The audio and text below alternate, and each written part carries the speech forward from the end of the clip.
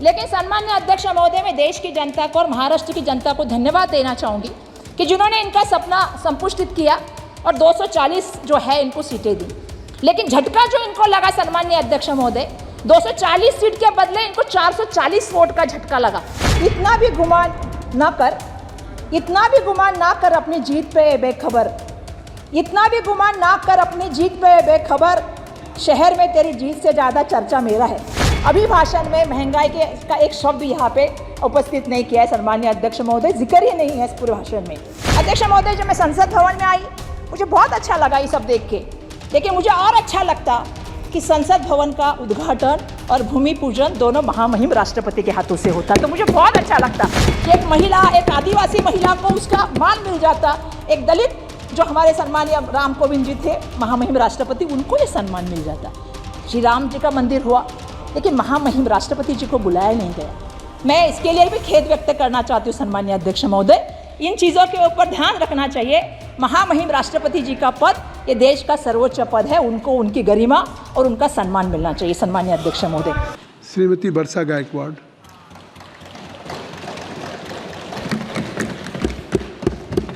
Sir, मी आज महामहिम राष्ट्रपतींच्या अभिभाषणावरती जे आहे ते आपले विचार मांडण्यासाठी या ठिकाणी उभी आहे।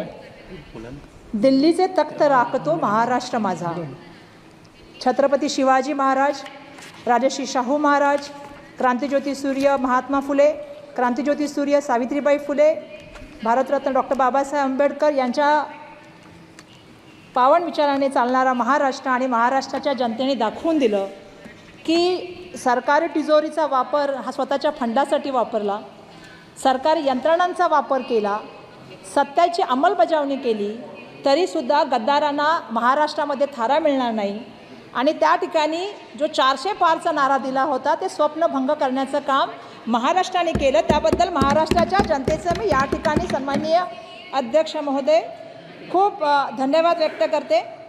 अध्यक्ष महोदय, महामहिम राष्ट्रपति के अभिभाषण में मैं अपेक्षा कर रही थी कि क्योंकि हम पहली बार सांसद बन के चुन के आए हैं तो मैं अपेक्षा कर रही थी कि उसमें नीति की बात होगी, दिशा की बात होगी, दशा की बात होगी और आने वाला 1 साल का जो है वो क्या कार्यकाल रहने वाला है उसको हमें पूर्व कल्पना उससे मिल जाएगी। मैं अपेक्षा कर रही थी अध्यक्ष महोदय कि महंगाई हो, बेरोजगारी हो, पेपर लिंक हो, सामाजिक तनाव हो, महिला सुरक्षा की बात हो, इन सारे मुद्दों के ऊपर सम्मानीय अध्यक्ष महोदय इस बार बात होगी। सम्मानीय अध्यक्ष महोदय, महामहिम राष्ट्रपति ने निवडणूक आयोग के बारे में, चुनाव आयोग के बारे में जो तारीफ की है उसके मामले में थोड़ा सा सम्मानीय अध्यक्ष महोदय मैं अपना एक्सपीरियंस बताना चाहती हूँ। हम सब संसद के लोगों ने चंडीगढ़ का तो इलेक्शन सम्मानीय अध्यक्ष महोदय देखा ही था कि जिस तरह से वो रिटर्निंग ऑफिसर काम कर रहा था, लेकिन महाराष्ट्र की जनता ने तो सम्मानीय अध्यक्ष महोदय चुनाव आयोग का काम भोगा भी है।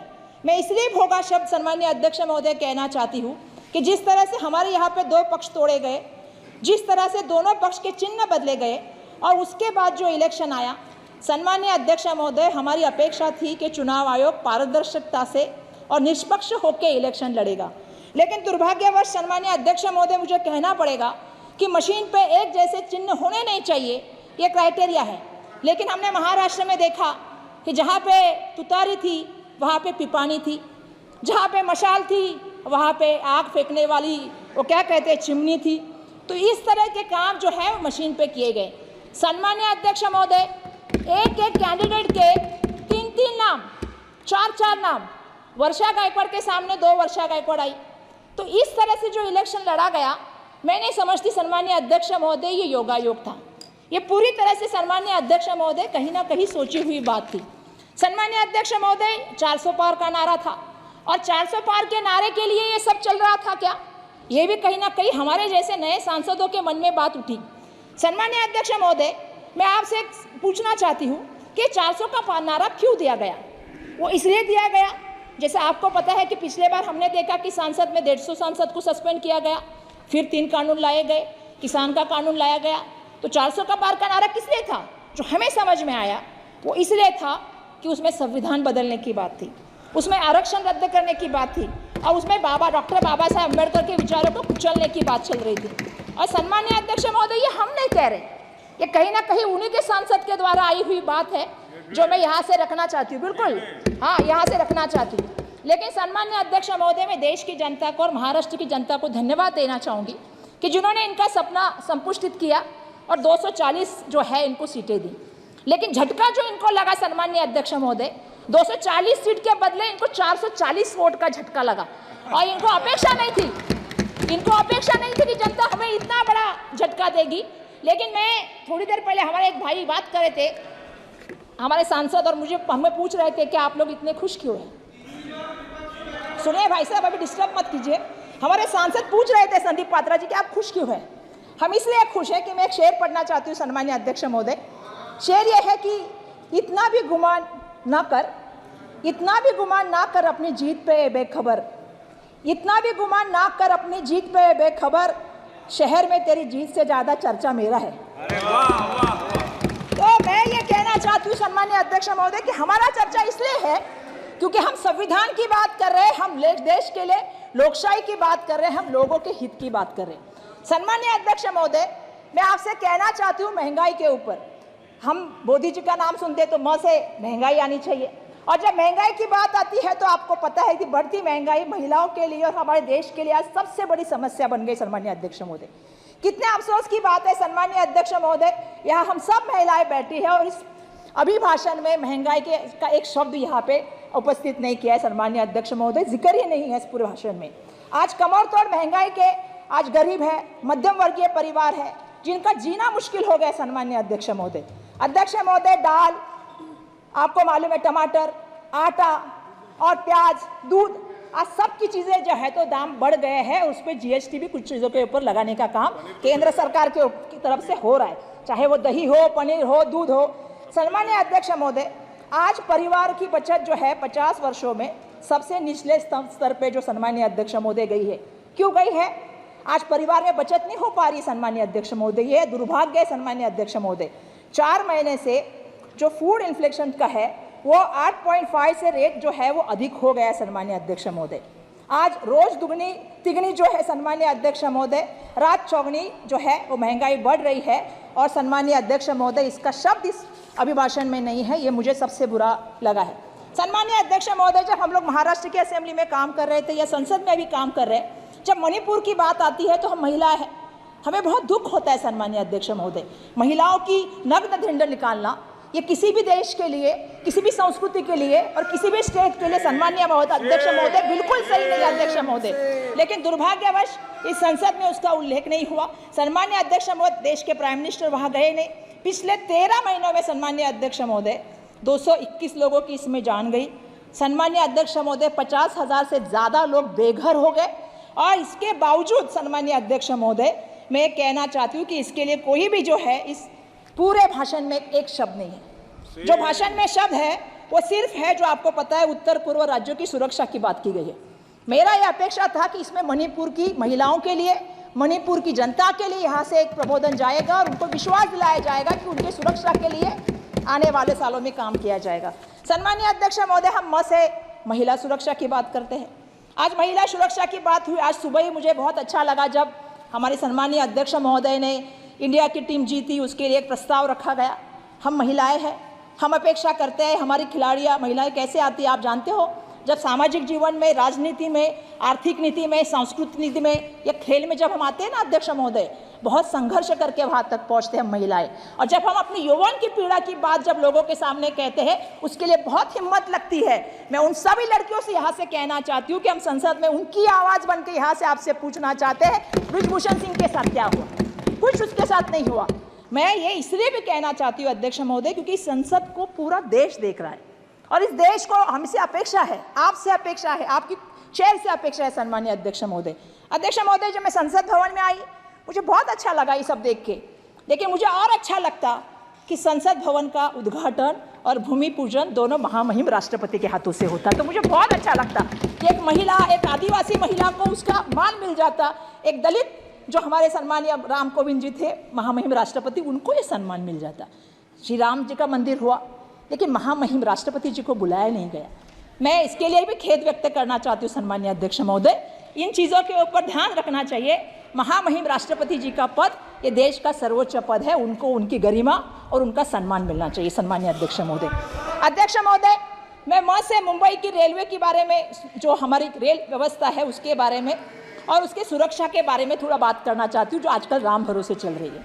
सम्मानीय अध्यक्ष महोदय, मैं ये कहना चाहती हूँ, NCRB के मुताबिक 2017 से 2021 तक ट्रेन जो हादसे हुए सम्मानीय अध्यक्ष महोदय, इसमें जो लगभग 1 लाख लोगों से ज़्यादा लोगों की मौत हुई है सम्मानीय अध्यक्ष महोदय। ये मैं नहीं कह रही हूँ, ये NCRB का रिपोर्ट कह रहा है सम्मानीय अध्यक्ष महोदय। आज आपको पता है अध्यक्ष महोदय, मुंबई ये देश की आर्थिक राजधानी है और मुंबई की जो सबसे बड़ी लाइफलाइन है वो रेलवे है सम्मानीय अध्यक्ष महोदय। आज ऐसी अवस्था है कि अगर रेलवे लड़खड़ा जाती है तो मुंबई शहर सम्मानीय अध्यक्ष महोदय लड़खड़ा जाता है। आज अध्यक्ष महोदय, मुंबई का आप देखेंगे तो हर दिन 7 लोगों की जान ये ट्रेन दुर्घटना में जाती है, इसके ऊपर आपको ध्यान देना पड़ेगा। दूसरा ऐसा है सम्मानीय अध्यक्ष महोदय, 2023 मैं अध्यक्ष महोदय मेरे को पहली बार बोल रही हूँ, थोड़ा मेरे 4-5 ही पॉइंट है सर। बोलो सर, 2023 में आप देखेंगे सेंसेक्स तो 2590 लोग जो है उनकी ट्रेन की दुर्घटना में जो है सम्मानीय अध्यक्ष महोदय मौत हुई है। और इसके बावजूद भी सम्मानीय अध्यक्ष महोदय आप देखेंगे तो 441 लोगों को जो है वो चोट आने का काम हुआ है। आपको मैं बताना चाहती हूँ, हाल ही में मुंबई के हाईकोर्ट ने जो है आपको मतलब रेलवे को लताड़ा है और ये कहा है कि जानवरों की तरह आप लोगों को लेके जाने का काम कर रहे हैं। तो मैं ये अपेक्षा करती हूँ इस अभिभाषण के माध्यम से कि हमारे मुंबई की जो रेल अवस्था है इसको सुधारने का काम सम्मानीय अध्यक्ष महोदय होना चाहिए। और मैं ये चाहती हूँ कि आपको मैं बताऊँ अध्यक्ष महोदय, मैं एक दिन रेलवे स्टेशन पे गई जहाँ पे मुझे ट्रेन पकड़नी थी। आप कभी रेलवे स्टेशन पे, मुझे मेरा रिक्वेस्ट है कि रेलवे मंत्री जी को भेजना चाहिए, क्योंकि उनको पता होना चाहिए जो दूर की रेलवे होती है ना 30-30 घंटा लेट होती है, 20-20 घंटा लेट होती है, लोगों को बैठने के लिए व्यवस्था नहीं, बच्चों को लेकर जो औरतें ज़मीन पे बैठती है उसको दूध लेने के लिए कैंटीन नहीं है, कहीं फायर की व्यवस्था नहीं है, ना कई लोग उनके सपोर्ट के लिए मदद के लिए नहीं आ रहे, लोग वैसे के वैसे बैठे रहते जिनके पास कोई व्यवस्थापन नहीं सम्मानीय अध्यक्ष महोदय। तो मेरा ये रिक्वेस्ट है सम्मानीय अध्यक्ष महोदय कि आप इसमें ध्यान दें। रेलवे का इतना बड़ा बजट है तो उसमें हम सबको जो सुविधा चाहिए उस सुविधाओं के ऊपर सम्मानीय अध्यक्ष महोदय ध्यान दें, ये मैं आपसे विनती करना चाहती हूँ। अध्यक्ष महोदय, मैं महाराष्ट्र और मुंबई के लिए से कुछ कहना चाहती हूँ। Madam please. यस अध्यक्ष महोदय, मेरा दो ही पेज है। फिर भी अध्यक्ष महोदय मैं बहुत फास्ट बोल रही हूँ, मैं खत्म कर रही हूँ अध्यक्ष महोदय। अध्यक्ष महोदय की मैंने देखा कि हमारे महाराष्ट्र का मुंबई के लिए। Please 1 second. Yes sir. I object to your remarks. Nobody can stop. No, of course you can, sir. Please take back your words. I took it back. Please, madam, continue. Yes sir. Sir, Maharashtra से और मुंबई से मैं से ये कहना चाहती हूँ कि सर पूरे अभिभाषण में हमारा सिर्फ एक ही उल्लेख है और वो ये है कि हमारी जो ट्रेन जा रही है, बुलेट ट्रेन जो अहमदाबाद से मुंबई आ रही है, सिर्फ इसी का जिक्र है, उसके सिवा मुंबई और महाराष्ट्र का इस अभिभाषण में कहीं भी कोई जिक्र नहीं। सम्मान्य अध्यक्ष महोदय, मुझे कहना पड़ेगा, मेरा महाराष्ट्र केंद्र शासन को सबसे ज़्यादा बड़ा महसूल देता है और उसके बदले में हमें क्या मिलता है सम्मान्य अध्यक्ष महोदय? अगर हम बात करें टैक्स कलेक्शन की अध्यक्ष महोदय, तो महाराष्ट्र से अगर 1 रुपया जाता है तो केंद्र से हमें वापस सिर्फ 7 पैसा आता है सम्मान्य अध्यक्ष महोदय। अध्यक्ष महोदय, ये हमारे ऊपर अन्याय है, ये हमें यहाँ से कहना है। अध्यक्ष महोदय, मेरी एक मांग है कि टैक्स डिक्लेरेशन के बाद महाराष्ट्र का जो हिस्सा बढ़ाया जाएगा, मैं ये मांग करती हूँ कि टैक्स जो दिया जाएगा उसमें से महाराष्ट्र से जो टैक्स आएगा उसका 50% टैक्स जो है वो हमें मिलना चाहिए। महाराष्ट्र की वो हमारे विकास के लिए ज़रूरी चीज़ है, वो हमें मिलना चाहिए, ये मेरा सम्मान्य अध्यक्ष महोदय कहना है। अध्यक्ष महोदय, महाराष्ट्र का किसान आज जो है वो हम कहते हैं कि बहुत बड़े संकट में है, क्योंकि आसमानी संकट उसके ऊपर, उसके साथ वो जूझ रहा है, लेकिन उसको केंद्र की मदद क्या मिल रही सम्मान्य अध्यक्ष महोदय? कुछ भी मदद नहीं मिल रही। अध्यक्ष महोदय, महाराष्ट्र के किसान की बात करें तो प्याज के किसान की बात करते हैं। सम्मान्य अध्यक्ष महोदय, आज ऐसी नीतियां बनाई गई कि आज दुर्भाग्यवश मुझे कहना पड़ेगा, इन्होंने एक्सपोर्ट बैन कर दिया, जिसके कारण लोगों की जो आमदनी थी वो कम हो गई और किसान आज इतना परेशान है। मेरा आपसे विनती है कि जिस तरह से तेलंगाना सरकार ने या महाराष्ट्र में जब महाविकास आघाड़ी की सरकार थी, हमने कर्जा माफ़ करने का काम किया था, उसी तरह किसानों का कर्जा माफ़ हो सम्मान्य अध्यक्ष महोदय। मैं यहाँ से आपको ये विनती करना चाहती हूँ। अध्यक्ष महोदय, मैं मैं से महापुरुषों के बारे में बात करना चाहती हूँ और उनके स्मारकों के बारे में बात करना चाहती हूँ। हमारे सम्मानीय एक खासदार साहब ने यहाँ पे बात की कि हमारे महाराष्ट्र के आद्य जो देवत हम लोग जिसको करते Thank you, हैं, madam. या Kindly- महाराष्ट्र की अस्मिता जिसको Madam, कहते kindly हैं, take सर मैं your खत्म seat. Thank करूँ, you. 2 ही पेपर है मेरे पास। श्री के विश्वेश्वर सर रेड्डी, एक मिनट सर एक ही मिनट सर एक मिनट श्री के विश्वेश्वर रेड्डी जी आप बात कीजिए प्लीज। ओके सर मैं लास्ट पॉइंट कर रही हूँ सर लास्ट पॉइंट कि महाराष्ट्र के जो हमारे आराध्य देवता या हमारे जो अस्मिता है छत्रपति शिवाजी महाराज, इनके अरबी समुद्र की स्मारक की बात हुई थी और देश के प्राइम मिनिस्टर ने 24/12/2016 को इसका जल पूजन किया था। सम्मानीय अध्यक्ष महोदय अभी तक काम शुरू नहीं किया हाँ शिव स्मारक का। सम्मानीय अध्यक्ष महोदय भारत रत्न डॉक्टर बाबा साहब अम्बेडकर जी के स्मारक का जो है वो इंदू मिल का भूमि पूजन 2015 को किया गया था, 11/10/2015 को। अभी तक उसका सिर्फ 30% काम हुआ है। सम्मानीय अध्यक्ष महोदय, ये हमारे सबसे बड़े आराध्य देवत है, हमारी अस्मिता है, तो ये काम जल्द से जल्द होना चाहिए। ये मेरा यहाँ पे सम्मानीय अध्यक्ष महोदय है। बस मैं यही कहूँगी कि आपका बहुत बहुत धन्यवाद। श्री के विश्वेश्वर रेड्डी। एबीपी माझा, उघडा डोळे बघा नीट.